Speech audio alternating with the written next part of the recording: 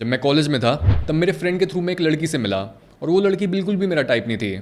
मैं चाहता था कि मेरी गर्लफ्रेंड मेरी तरह फिट हो और उसके लिए फिटनेस इंपॉर्टेंट हो, लेकिन उस लड़की को फिटनेस में कोई ज़्यादा इंटरेस्ट नहीं था। मुझे पसंद थी लंबी लड़कियाँ, लेकिन वो लड़की ज़्यादा लंबी भी नहीं थी और जो हमारे इंटरेस्ट थे, जिन चीज़ों के बारे में हम बात करते थे, उनमें भी कोई सिमिलैरिटी नहीं थी। लेकिन उस लड़की ने मेरे को कोई ऐसी चीज़ दी जिसकी वजह से मैं उसकी तरफ खिंचा चला गया, और वो चीज़ थी वैलिडेशन। और सोचो, उस समय पर मैं इतना ज़्यादा पागल था कि जब उस लड़की का बर्थडे आने वाला था उससे 2 दिन पहले मेरी मम्मी का बर्थडे आ रहा था, तो मैंने पैसे जमा करने शुरू करे और मैंने ऑनलाइन जाकर कोई बढ़िया सा महंगा सा गिफ्ट मंगाया और मैंने मम्मी को कुछ भी नहीं दिया। और मैं उसी लड़की को खुश करने में लगा रहा जिसने कभी मेरे एफर्ट्स को अप्रिशिएट भी नहीं करा। Sounds familiar, right? ऐसा तब होता है जब हम अप्रूवल सीख कर रहे होते हैं और हम सोचते हैं कि हम किसी चीज़ से या फिर किसी इंसान के थ्रू अपने अंदर मौजूद खोखलेपन को भर सकते हैं। और जब आपको ज़रा सी भी भनक लग जाती है कि शायद ये इंसान मेरे अंदर मौजूद एम्प्टीनेस को दूर कर सकता है या फिर शायद ये इंसान मेरी जो भी प्रॉब्लम्स हैं उन्हें सॉल्व कर सकता है, तो आप अपनी बाउंड्रीज गिरा देते हो, आप अपने स्टैंडर्ड्स को नीचा कर लेते हो, और जो लोग आपको इस दुनिया में सबसे ज़्यादा प्यार करते हैं आप उनकी अहमियत भी भूल जाते हो। लेकिन ये अप्रूवल सीकिंग बिहेवियर शुरू कहाँ से होता है? ये शुरू होता है हमारे बचपन से, क्योंकि कोई भी इंसान एक अप्रूवल सीकर या फिर एक नाइस गाय या फिर एक टॉक्सिक और अग्रेसिव गाय पैदा नहीं होता।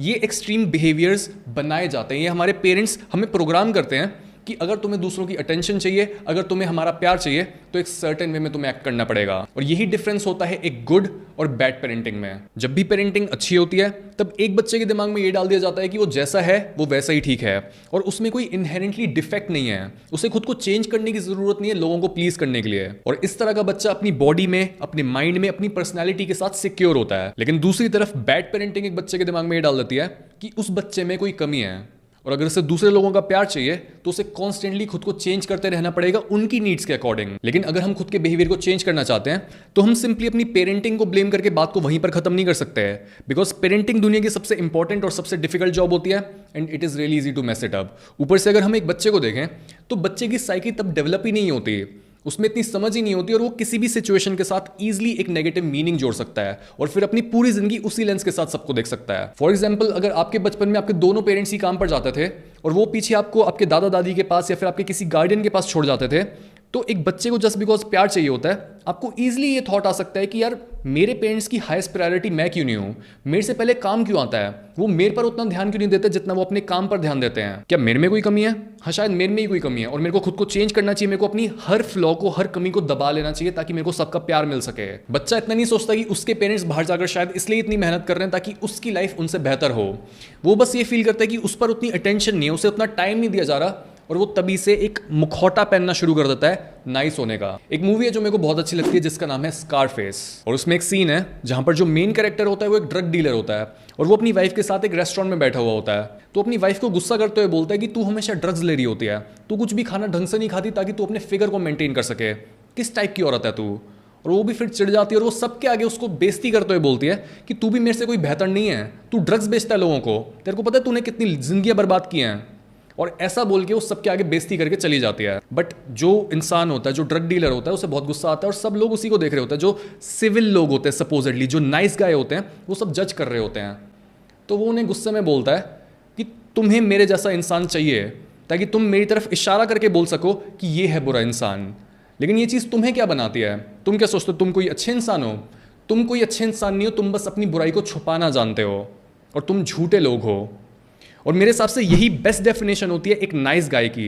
एक नाइस गाय एक्चुअल में कोई नाइस नहीं होता, बल्कि उसकी प्रोग्रामिंग उसे ये बोलती है कि अगर उसे दूसरों का अप्रूवल चाहिए, अगर उसे दूसरों का प्यार चाहिए, तो उसे नाइस होने का दिखावा करना पड़ेगा। और ऊपर से आजकल का माहौल कुछ ऐसा है कि हर कोई सच बोलने से डरता है। कैंसिल कल्चर है, लोगों को फोर्स करा जाता है कि वो पॉलिटिकली करेक्ट हो, वरना जहाँ पर भी वो जॉब करते हैं वहाँ पर दिक्कत आ सकती है और लोग उन्हें ऑनलाइन जाकर बॉयकॉट कर सकते हैं।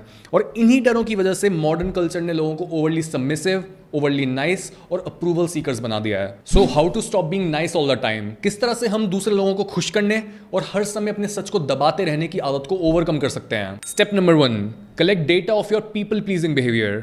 बिकॉज जिस तरह की हम बातें कर रहे हैं आपको ये लग सकता है कि आप इतना पानी में नहीं हो, मे बी मैं किसी और इंसान के बारे में बात कर रहा हूँ, मे बी मैं अपनी कहानी सुना रहा हूँ, लेकिन आप बस कभी कभी लोगों को ना नहीं बोल पाते हो, कभी कभी आप कुछ ज़्यादा ही स्वीट हो जाते हो। कोई ज़्यादा बड़ी प्रॉब्लम थोड़ी है। लेकिन ये जो नाइसनेस की प्रॉब्लम होती है सरफेस पर ये बहुत छोटी लगती है, लेकिन जैसे ही आप इसको फॉलो करते हुए डीप जाते हो आपको पता लगता है कि यार नीचे तो एक अलग ही राक्षस बैठा हुआ है जो इसको कंट्रोल कर रहा है। जैसे थोड़े टाइम पहले मैं अपने फ्रेंड्स के साथ जिम में वर्कआउट कर रहा था और एक बंदा आता है वहाँ पे जो मेरे फ्रेंड्स की गली में ही रहता है, और वो सबसे बहुत अजीब तरह से ग्रीट कर रहा था। जैसे जब वो हैंडशेक कर रहा था तो वो काफ़ी झुक के, काफ़ी सबमिसिव सा होके सबसे हाथ मिला रहा है, और जब वो मेरे पास आके मेरे से बात कर रहा है बहुत धीमी आवाज़ में बोल रहा है, वो ज़्यादा तेज़ बोल भी नहीं पा रहा। अगर वो स्माइल करने की कोशिश कर रहा है तो स्माइल भी बहुत छोटी है। तो उसके जाने पर मैंने अपने फ्रेंड से पूछा कि क्या स्टोरी है इसकी, कुछ है यहाँ पे, कुछ प्रॉब्लम है इसके साथ। तो वो कहते कि नहीं, तू ओवर थिंक कर रहा है, गलत जज कर रहा है, तू कोई प्रॉब्लम नहीं है, क्यों ऐसा पूछ रहा है, तू स्टोरी क्या है इसकी। तो मैंने उनको बताया कि जिस तरह से लोगों को ग्रीट कर रहा है, इतना झुक के ग्रीट कर रहा है, ज़्यादा ये बोल भी नहीं पा रहा है, चल रहा है तो इसके स्टेप्स बहुत चिपके चिपके हैं, मतलब पैर भी ये फैला नहीं पा रहा है, बहुत छुपने की कोशिश कर रहा है ये सबसे। तो उन्होंने मेरे को फिर थोड़ा सा बताया कि हाँ वैसे ये बहुत ज़्यादा स्वीट है, लेकिन इसमें बस एक ही कमी है, ये अल्कोहलिक है। और मैं उस टाइम हंसते हुए उनको बोल रहा हूँ कि तुम इन दोनों चीज़ों को साथ में कनेक्ट नहीं कर पा रहे हो। एक जगह पर बोल रहे हो कि ये बहुत ज़्यादा स्वीट है, बस ये बहुत अल्कोहल पीता है, ये दोनों चीज़ें साथ में जुड़ी हुई नहीं होनी चाहिए, ये नॉर्मल नहीं है। और थोड़ा सा और पूछने पर उन्होंने मेरे को ये बताया कि इसके पापा ने इसके बचपन में ट्रेन के आगे कूद के सुसाइड कर ली थी, और ना उसको पता है कि उसका जो डिफ़ॉल्ट बिहेवियर है वो उसके ट्रॉमा से जुड़ा हुआ है, और ना ही मेरे फ्रेंड्स ये समझ पाए कि ये चीज़ नॉर्मल नहीं है। ऐसे ही कॉलेज में एक मेरा दोस्त था जो सरफेस पर सबके साथ स्वीट था, सबके साथ काइंड था, एनिमल्स के साथ बहुत ज़्यादा काइंड, एनवायरनमेंट को बचाना है, फीमेल राइट्स को प्रमोट करता रहता है। और एक दिन वो मेरे को खुद बताता है कि सौरभ तेरे को कोई आइडिया भी नहीं है कि मेरे अंदर कितना ज़्यादा गुस्सा दबा हुआ है, और तू सोच भी नहीं सकता कि मैं क्या क्या करता हूँ जब वो गुस्सा बाहर आने की कोशिश करता है। और एक बार मैं उससे फ़ोन पर बात कर रहा था और उसने बहुत स्ट्रेंज चीज़ बोली जिससे मेरे को बहुत ज़्यादा शॉक लगा। उसने मेरे को बोला कि कोई भी मेरे साथ खेलता नहीं है, और उस समय मेरा मुंह खोला का खोला रह गया, और मेरे को लगा कि ये है तेरा ट्रॉमा, इस वजह से तू सबके साथ इतना स्वीट है। क्योंकि वो एक जॉइंट फैमिली में रहता था और उसको ये लगता था कि कोई भी उसका कज़न उसके साथ खेलना नहीं चाहता, कोई भी उसे पसंद नहीं करता। तो उसने एक मुखौटा पहनना शुरू कर दिया कि देखो यार मैं तो स्वीट हूँ, मैं तुम्हें कोई हार्म थोड़ी कर सकता हूँ। इसी तरह आपकी नाइसनेस अलग अलग तरह से बाहर निकल कर आएगी। इसलिए खुद के हर बिहेवियर और खुद के हर थॉट को क्लोजली ऑब्जर्व करो, और खुद से क्वेश्चन करो कि क्यों आप इतना ज़्यादा नाइस हो, क्यों आप हर एक को प्लीज़ करने की कोशिश कर रहे होते हो, क्यों आपने अपनी हर कमी और अपनी हर गलती को छुपा रखा है, और क्या हो जाएगा अगर दूसरे लोगों को ये पता लग जाएगा कि आपके अंदर ये सारी कमियां हैं। क्या मोटिवेशन है आपको अपनी कमियों को छुपाने का? ऐसा क्या हुआ था आपके साथ बचपन में?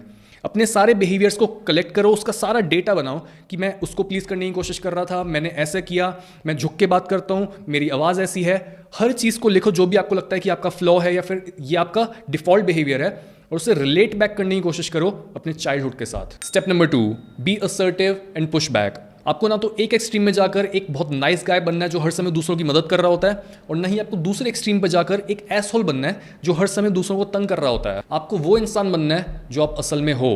अक्सर लोगों का ये क्वेश्चन होता है ना कि मैं वो कैसे बनूं जो मैं हूं, मैं अपनी पोटेंशियल को कैसे जानूं, मैं रियलिटी के पास कैसे आऊं। और रियलिटी के पास आने का मेन तरीका यही होता है कि जो भी आपकी प्रोग्रामिंग है, जो भी बचपन से आपको सिखाया गया है, जो भी आपको बताया गया कि दुनिया ऐसे काम करती है, ज़िंदगी ये होती है, जो भी आपके अंदर लिमिटिंग बिलीफ्स डाले गए हैं, बस उनसे खुद को दूर कर लो, और जो आप हो आप उस तक पहुंच जाओगे। नाउ अगर आप ये क्वेश्चन करो कि मैं अपने लिमिटिंग बिलीफ्स को आइडेंटिफाई कैसे करूं, कैसे मैं आइडेंटिफाई करूं कि मेरी प्रोग्रामिंग है ये और ये सच नहीं है, बहुत सिंपल है ये भी। इमेजिन करो कि आपकी तरफ अलग अलग पाइप्स आ रहे हैं, अलग अलग पाइप्स हैं जो लाइफ के अलग अलग एरियाज़ हैं। एक पाइप है रिलेशनशिप का, एक पाइप है फाइनेंसिस का, एक है हेल्थ का।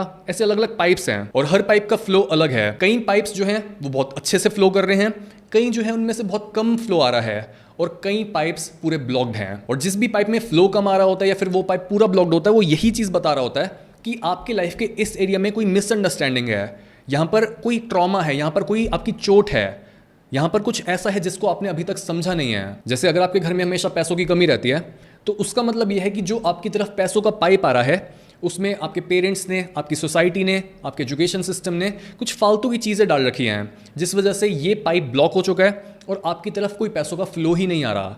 और अगर आप अपने इस पाइप को क्लीन करना चाहते हो तो आपको रियलिटी के पास आना पड़ेगा। आपको समझना पड़ेगा कि पैसा क्या है, पैसा क्या नहीं है, क्या आपके झूठे बिलीफ जुड़े हुए हैं पैसों के साथ। आपको अपने मन से पैसों से रिलेटेड हर गंदा बिलीफ निकाल के फेंकना पड़ेगा और आपको खुद को एजुकेट करना पड़ेगा कि ये रियलिटी होती है पैसों की। लेकिन बहुत से लोग खुद की डेस्टिनी को चेंज करने में फेल हो जाते हैं क्योंकि वो डरते हैं दूसरों की जजमेंट से। जैसे अगर आप एक यूट्यूबर बनना चाहते हो या फिर आप एक कंटेंट क्रिएटर बन के अपनी कंपनी को प्रमोट करना चाहते हो, लेकिन आप डरते हो कि यार अगर मैं वीडियो बनाना शुरू करूंगा तो मेरे फ्रेंड्स मेरे को जज करेंगे, मेरी जो एक्स पार्टनर्स थी वो मेरे पे हंसेंगी, या फिर जो रिलेटिव्स हैं वो मेरे को देख के बोलेंगे कि यार इसके पास तो और कुछ काम ही नहीं है, ये खाली बैठ के बस वीडियोस बनाता रहता है। और जब भी इस तरह से आपको किसी की जजमेंट कोई भी एक्शन लेने से रोक रही होती है, तब उस चीज़ को एक पेपर पर लिख कर देखो। जैसे आप लिख सकते हो कि मैं वीडियोज़ नहीं बना रहा क्योंकि रोहित मेरे को जज करेगा, या फिर मैं कंटेंट क्रिएट नहीं कर रहा क्योंकि आकांक्षा मेरे पे हंसेगी। और एक बार जब आप पेपर पर लिखोगे और अपने थॉट से एक डिस्टेंस मेंटेन करके उनको देखोगे, तब आपको समझ आएगा कि यार ये तो कितनी फालतू की बात है, मैं अपने गोल्स को चेज नहीं कर रहा क्योंकि ये लोग मेरे को जज करेंगे और ये लोग हैं क्या मेरे आगे, फालतू की बात है। यही तरीका होता है खुद के बिलीव्स और थॉट से दूरी बनाकर अपनी रियलिटी तक पहुंचने का। इसी वजह से मेडिटेट करते हैं लोग, और इसी वजह से नाइस लोगों को ये एडवाइस भी दी जाती है कि अगर आपको दूसरे लोगों को ना बोलने में मुश्किल आती है तो थोड़ा रुक कर जवाब दो, पॉज लो और फिर कुछ बोलो। जैसे अगर एक इंसान आपके पास आकर आपको ये बोलता है कि आप उसे 2000 रुपये उधार दे दो, तो जो आपकी ट्रेनिंग है उस वजह से आप बिल्कुल बिना सोचे समझे यही बोल दोगे कि हाँ यार दे देता हूँ, मेरे पास पड़े हैं, कोई बात नहीं, बाद में दे दियो। लेकिन अगर आप 2 सेकंड पॉज लेते हो तो आप अपनी ट्रेनिंग को ओवरराइड करके जो आप एक्चुअल में काम करना चाहते हो आप वो कर सकते हो। इसी तरह जब भी आपको कोई बात बोलने की जरूरत है, अपनी बात को सामने रखो, और जब भी आपको खुद के लिए स्टैंड लेने की जरूरत है तब भी बस पॉज लेके फिर बोलो। Step number 3, love without expectations. एक नाइस गाय खुद को ही प्यार नहीं करता, वो खुद के इतने सारे पार्ट्स को रिजेक्ट करके बैठा होता है। और तभी आप ऐसे इंसान से ये एक्सपेक्ट नहीं कर सकते हो कि वो आपको प्यार करे और वो आपकी टोटलिटी को एक्सेप्ट करे। जिस वजह से जब भी आप एक नाइस इंसान के साथ प्यार में आते हो तब शुरू में तो बहुत अच्छा लगता है वो, लेकिन जैसे जैसे उसको आपकी कोई भी कमी बाहर आती हुई दिखती है तब वो आपको हेट करने लगता है, क्योंकि वो अपनी कमियों को हेट करता है। और जैसे ही वो आपको देखता है कि यार आप में भी कमी है, तब वो आपके खिलाफ हो जाता है। इस तरह के लोगों का प्यार स्ट्रिंग्स के साथ अटैच जाता है, और वो हर समय मेजर कर रहे होते हैं कि यार मैंने उस इंसान को इतना ज़्यादा प्यार दिया लेकिन उसने मेरे को बिल्कुल भी प्यार नहीं दिया, या फिर उसका प्यार मेरे प्यार से कम था। और ये एक बहुत कॉमन साइन होता है उन लोगों का जिनकी प्रोग्रामिंग बहुत ज़्यादा गंदी होती है और उनका ट्रॉमा बहुत ज़्यादा होता है। इस तरह के लोगों का प्यार लेजर पॉइंटेड होता है, बहुत फोकस्ड होता है। लेकिन जो लोग हेल्दी होते हैं उन लोगों का प्यार एक फाउंटेन की तरह होता है जो ओवरफ्लो कर रहा होता है, और वो हर दिशा में जा रहा होता है, हर इंसान को उनका प्यार मिल रहा होता है। लेकिन जो लोग नाइस होते हैं, जिनके पास बहुत ज़्यादा ट्रॉमा होता है, उनको पता होता है कि यार मेरा प्यार ऑलरेडी बहुत कम है, तो मैं हर किसी को प्यार नहीं दे सकता हूँ। तो वो बहुत ध्यान से, बहुत चुनकर देखते हैं कि कौन सा इंसान वापस से मेरे को प्यार दे सकता है, किस इंसान का प्यार मैं चुरा सकता हूँ, और वो बस उन्हीं लोगों को प्यार देते हैं। आपको ऐसा नहीं बनना। एक हेल्दी इंसान का प्यार सागर की तरह होता है, जिसमें से 2-3 बाल्टी प्यार अगर कोई लेकर जा भी रहा है तो आप कंप्लेन नहीं करोगे कि यार वो देखो ये प्यार मेरा चुरा कर ले जा रहा है। आप बोलोगे कि कोई बात नहीं, इनके पास प्यार नहीं था तभी ये मेरा प्यार चुरा कर जा रहे हैं, लेकिन मेरे पास प्यार की कमी थोड़ी है। आपको इस लेवल पर आना है। Step number 4, don't listen to nice guys. अगर आपके पेरेंट्स को ऑलरेडी उनके रिलेटिव्स ने धोखा दिया हुआ है और आप अपने पेरेंट्स की हर बात सुन लेते हो, तो आपके रिलेशनशिप्स का आगे चलकर क्या होगा ये आप खुद सोच सकते हो। जो भी लोग नाइस होते हैं, जो लोग बाहर से बहुत भोले होते हैं और उन्होंने अपने सारे गुस्से को, सारी कड़वाहट को छुपा रखा होता है, वो कभी भी रियलिटी को एज इट इज समझ ही नहीं सकते हैं। वो कभी भी रियलिटी का एक्यूरेट डिस्क्रिप्शन आपको दे ही नहीं पाएंगे। रियलिटी का एक्यूरेट डिस्क्रिप्शन सिर्फ वो लोग दे सकते हैं जो बहुत ज़्यादा डेंजरस होते हैं और वो बहुत इंटीग्रेटेड होते हैं, उनके बीच में डिवाइड नहीं होता। जिस तरह से वो आपके सामने होते हैं वो वैसे ही दूसरों के सामने होते हैं। अगर आपके पास इस तरह के लोगों का एक्सेस नहीं है तो मिनिमम चीज़ जो आप कर सकते हो वो यही है कि फालतू के लोगों की बात सुनना बंद करो। Step number 5, find your life's mission. जिस मोमेंट पर आप अपने मन को ये बोलते हो कि आपको कई चीज़ों की परवाह नहीं करनी, जैसे आपको ये नहीं सोचना कि लोगों की जजमेंट आपके बारे में क्या है, आपको ये परवाह नहीं करनी कि आपकी प्रोग्रामिंग क्या है, आप इन सारी फालतू की चीज़ों को अपने मन से बाहर निकालना चाहते हो, तब उसी मोमेंट आपका मन ये बोलता है कि ठीक है इन सारी चीज़ों को मैं अपने मन से बाहर निकाल दूंगा, लेकिन इनको तू किस चीज़ से रिप्लेस करेगा? क्योंकि मन को कुछ ना कुछ पर्पस चाहिए, वो किसी ना किसी चीज़ की तरफ काम करते रहना चाहता है और अभी वो काम कर रहा है दूसरों को प्लीज़ करने के लिए।